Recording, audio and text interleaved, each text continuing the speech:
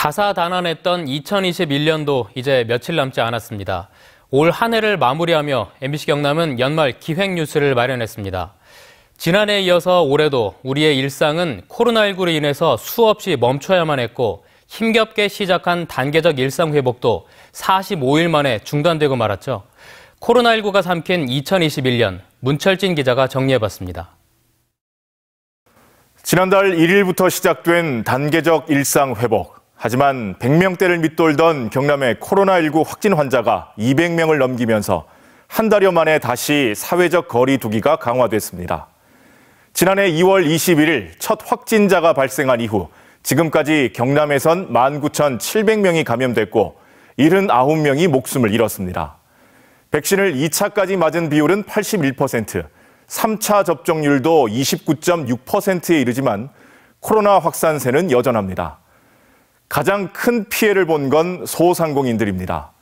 경남의 자영업자 수는 2년 사이 3.4% 줄었습니다. 고용원이 한 명이라도 있는 자영업자 수는 2년 사이 21% 줄었는데 고용원이 없는 자영업자 수는 오히려 1.1% 늘었습니다. 직원을 내보내며 버텼다는 뜻입니다. 자영업자와 관련이 많은 도소매 숙박 음식업 취업자 수는 2년 사이 15.5%나 줄었습니다.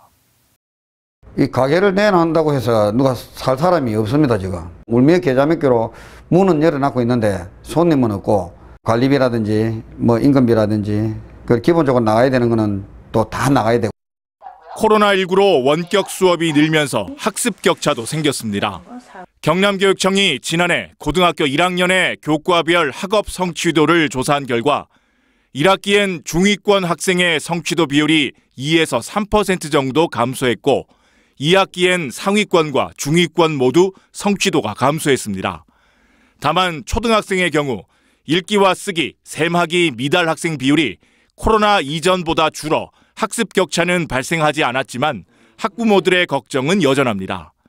3학년이기 때문에 정말 신경 써야 되는 부분들이 있는데도 불구하고 공부에 별로 관심이 없으니까 이걸 솔직히 어떻게 방향을 잡아서.